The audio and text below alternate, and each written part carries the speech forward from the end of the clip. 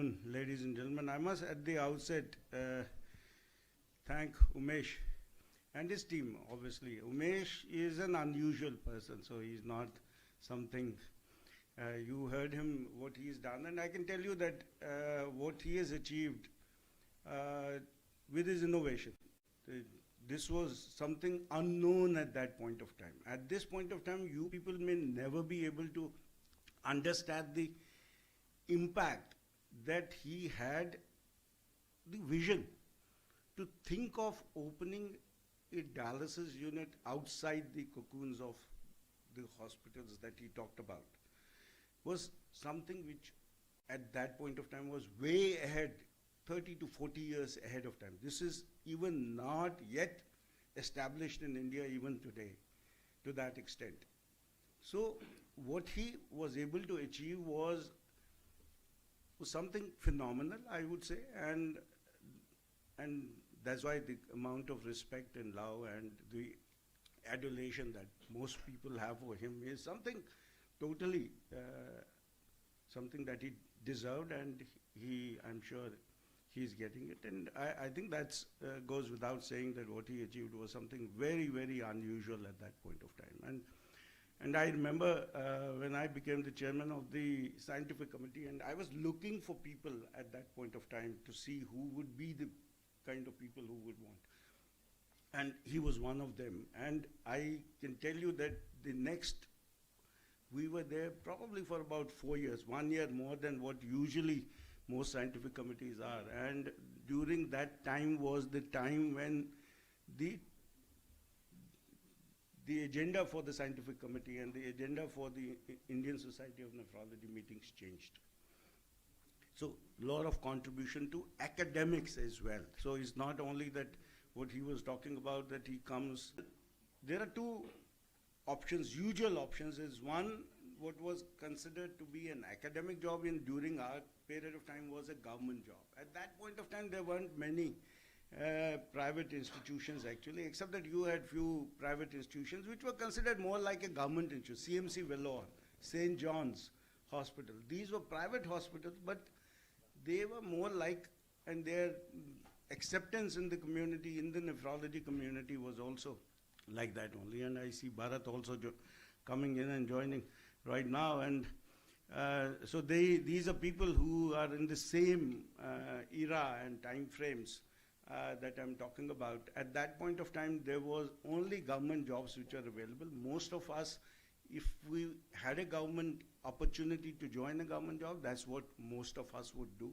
But since government jobs were limited, there wasn't any opportunity. So many of us chose a way, and what Umesh was saying, that would go away to US or to Canada and do a fellowship. And that's what Bharat and I did. We landed up in Cincinnati and did a fellowship. And then both of us did return. Many of the people don't return back, and many of them settle there in Canada or in US. The second options which are available to a young person is to join what is available currently is now a corporate hospitals. A lot of hospitals are available. Nephrology has really grown. So there, at least till today, there is a reasonable good opportunity for jobs for young nephrologists. But yes, the number of nephrologists that we are producing at the moment, DNB and DM combined together, about 350 probably. Narayan would know it more than it. Is it 250 plus? So 250 plus nephrologists. So unless young people decide to move to second and third tier hospitals, it's going to be very, very crowded in the big cities itself, which is already happening in Delhi and all the big towns, Mumbai and Kolkata or Chennai. It's already becoming a fairly crowded place for nephrologists. So I think that, so these are two. Whether there would be, in the current scenario, there is reasonable amount of clinical activity. Most of the clinical activity fairly, at least if we look at the numbers itself, dialysis or transplantation occurs in the private institutions, because government institutions haven't grown over the last 30, 35 years. Actually, there's so much of little amount of money which the government of India has put into it is the health budget is less than 2%. So there hasn't been any kind of public funding towards healthcare. Healthcare has not been an area of interest for the governments, and unfortunately not for the people of India also. They haven't fought elections on the basis of health. They haven't voted on the basis of health. So even for people in India themselves, they have voted more for other issues but not for health, and which is unfortunate, and therefore health sector has remained neglected. But thanks to the private sector, the health sector in India has grown, although it is not available to fairly vast majority of the poor people of this country because they can't afford that kind of care. As far as three things that a postgraduate would want when he comes out, that he would want to do a reasonable good clinical practice, he would want to do a good academic practice, have some academics into it, and he would also want to publish. And as Umesh said, that the desire of every nephrologist would be to, and he felt so happy that he had written at least that paper on that, which was a landmark paper, I would say, on the state of dialysis in this country. So that's something that we want. And fortunately, these days now, you can do all three of them to a reasonable extent. Most of the research in this country is a clinical research. I don't know of many nephrologists who are doing basic science research.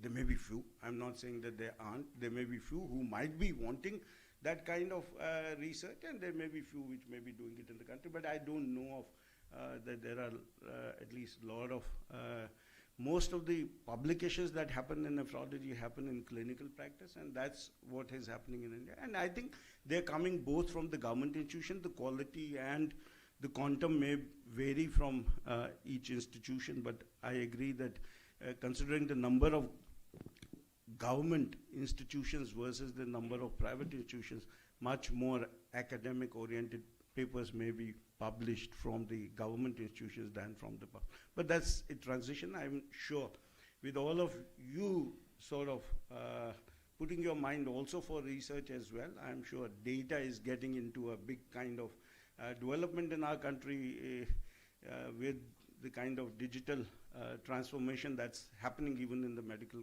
area, then that would be definitely something.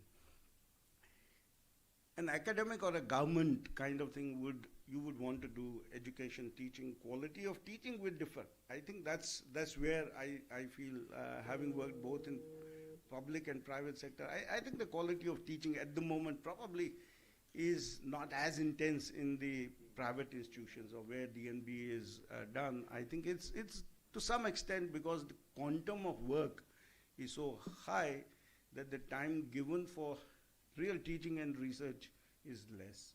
So I think that's something which needs to be taken into account, and maybe we need to amend that. Research activity also in government and teaching institutions obviously is much. But much more than these things, these can all happen in private institutions. I think it's this concept of getting better every day. And that is something which I feel many academic institutions might be. It's not that every government institution is instilling this kind of thought process into the young minds, is to excel or to achieve more than what you are aiming today and keep on aiming higher and higher. But that's something which needs to be instilled into the young minds. And I think they need to be inspired by the people under whom they are current. And the teachers should be the ones who should drive them into this kind of a direction. But then that's something which does need taken into consideration. And there are advantages in certain jobs. Government jobs will have definite vacations. There are holidays which you can take, less number of OPDs, because OPD is not done every day in many of these government institutions, twice in a week probably. And you have more time to devote to other activities like research and other things probably. But looking at the scenario of research also, and Dr. Narayan is here, he's in one of the best institutions which has been doing both clinical academics as well as research activities. But the quality of research still needs to improve from this country, and I would feel that that's something which needs to be done, not only from the government institutions, but even from the private institutions. But government institutions do provide you more time to teach and do more research. I think there is no doubt that the quantum of work and the amount. And in private institutions, academics and number of publications are not given to your credit actually. You don't get paid for this. You don't get recognition for this. Even if you have 20, but if you have no patients or you have less number of patients, you're publishing more, in private institutions that will not be considered to be something that is achieved. At least at the present, that's not something which is looked at or counted in your medals or in your performance as such. You will have more family time probably in the government institutions than in the young India would obviously want what Umesh talked about. He wants to join a medical stream, a decent job, enough money to live a better life than the previous generation. But as he said in his inspiring tale, and Arup Datta was wanting, at least in this conference, being the chairman of the organizing committee, he was wanting storytelling. He was telling me once that he wanted. And so, Arup, you have the first storytelling which happened today, and here in your presence itself. And I think storytelling definitely is extremely important way of learning. It's not only that you learn what a person is doing, but also the overall impact that may have had, and the learnings that you can take from those kind of storytellings is much more impactful, definitely. And that's why I think Arup was wanting that. So this is what a young man would want: good academics, good research, good conditions and all. But unfortunately, the government spending, as I was telling you, in India is less than 2%. In 22, it was 2.1%, 23, maybe 2.2%. So somebody has government has been told to spend something like 3%, but I think even that isn't. US spends about 16% of GDP on healthcare. I'm not saying that that's the amount of money that you need to spend on healthcare, that very expensive healthcare. There's no need to copy the US model itself. But there should be a reasonable amount of money which must be put by the government. But I am doubtful, looking at the way the directions of the governments have been. So I feel that government is more looking into private-public partnerships now rather than investing full-time money into establishing huge institutions. I think except for making these 10 or 12 All India Institutes of Medical Institutes in various cities, I don't think government is making any more hospitals at all. So government spending on healthcare, I think, is something which needs to be, fortunately, most of the development which has occurred even the last 30 years has been in the private health sector.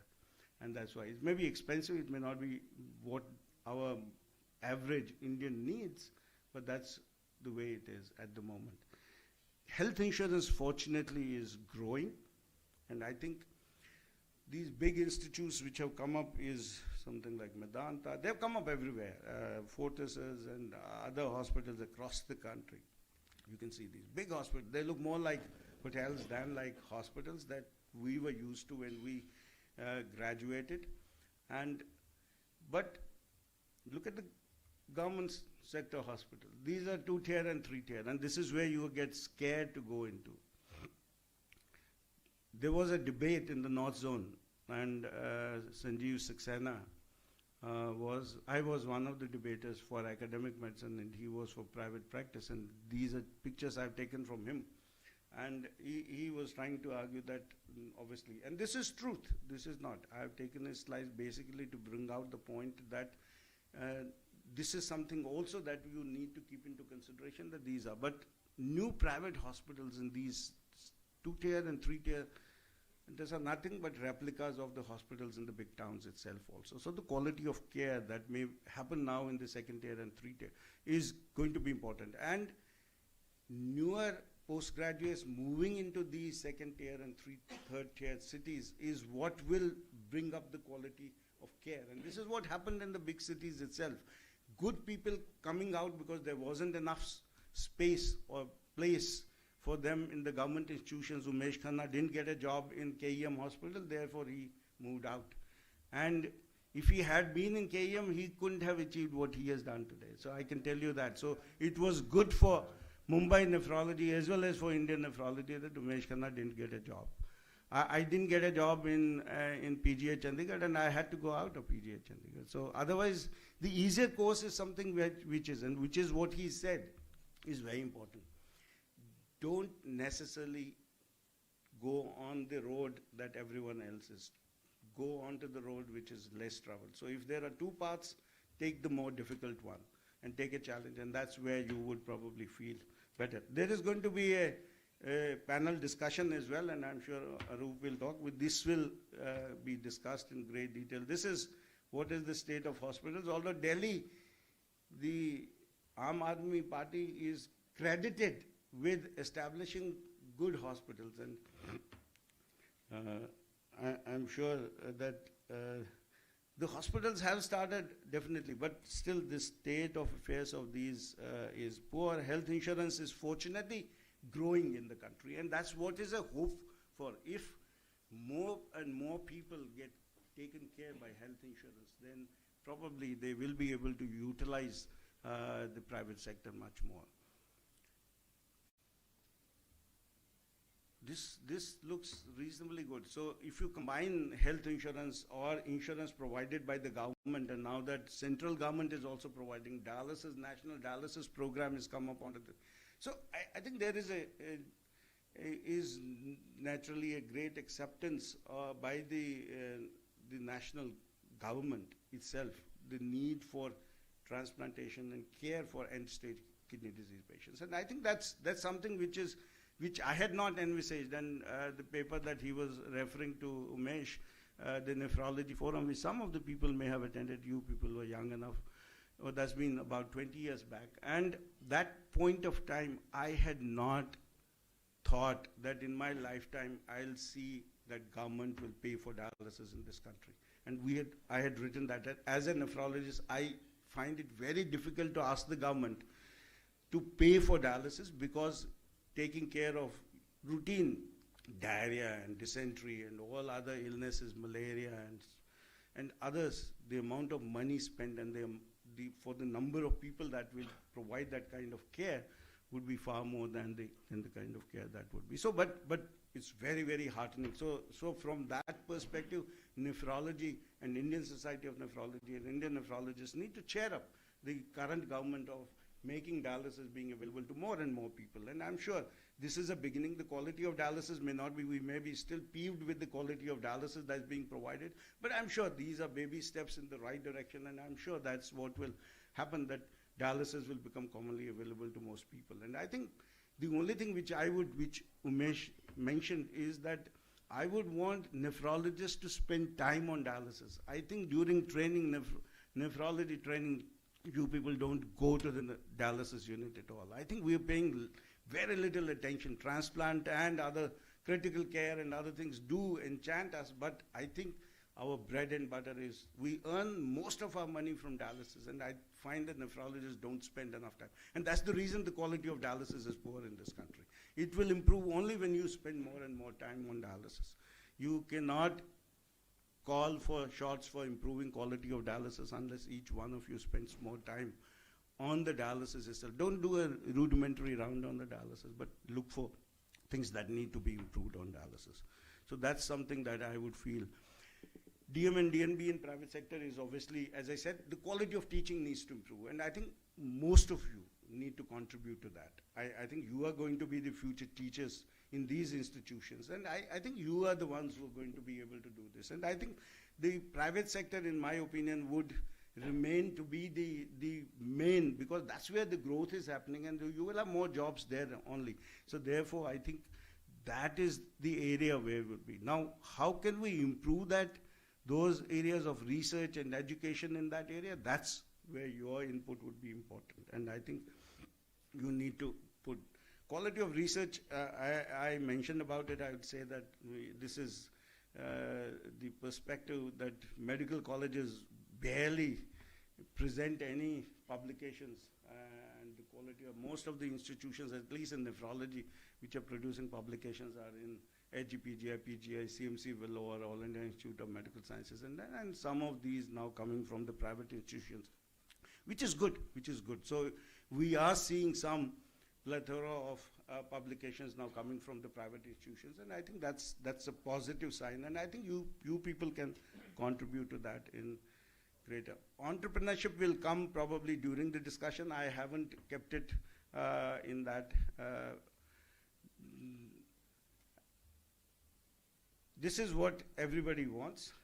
This was a slide from that whether you want to be a pauper or you want to be a rich man, and even a child gets pleased and happy looking at these large number of notes. He knows this is what will buy him all the chocolates and everything else that he wants.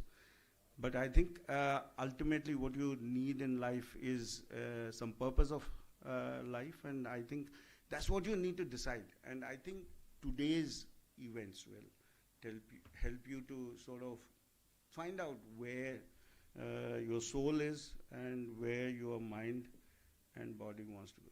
What would be my prescription for a young nephrologist who comes out today, who comes to me and say, I would think that after post-graduation, I feel that about 3 to 5 years of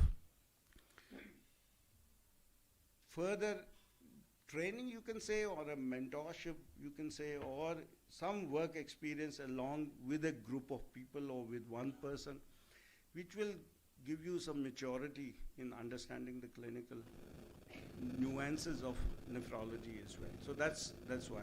How would you choose a mentor? This has been talked about by Umesh as well, that it's good he's got a mentorship program. Mentorship program, they've been doing these things, but in my opinion, probably you need to choose a mentor with whom you have a one-to-one relationship. That's what I would feel. I can tell you for myself, Dr. Chugh was a mentor for us, and he remained a mentor throughout as long as he was alive. For everything, even when we had grown up, if we had an issue, we would go and ask him. And I'm sure Dr. Acharya was a mentor of the same sort of. These were people who were people with huge amount of passion, and they would do not only nephrology, they would give you advice on everything in life. And that's what was so different about these mentors. So I think you should pick up a mentor while you're training yourself, while you are doing your DNB or DM, and see if you can. It could be in your institution, sometimes it may not be in your institution, it could be somewhere else in the institution. But develop a contact with that person. And your other colleagues might be able to help you to choose that kind of a mentor.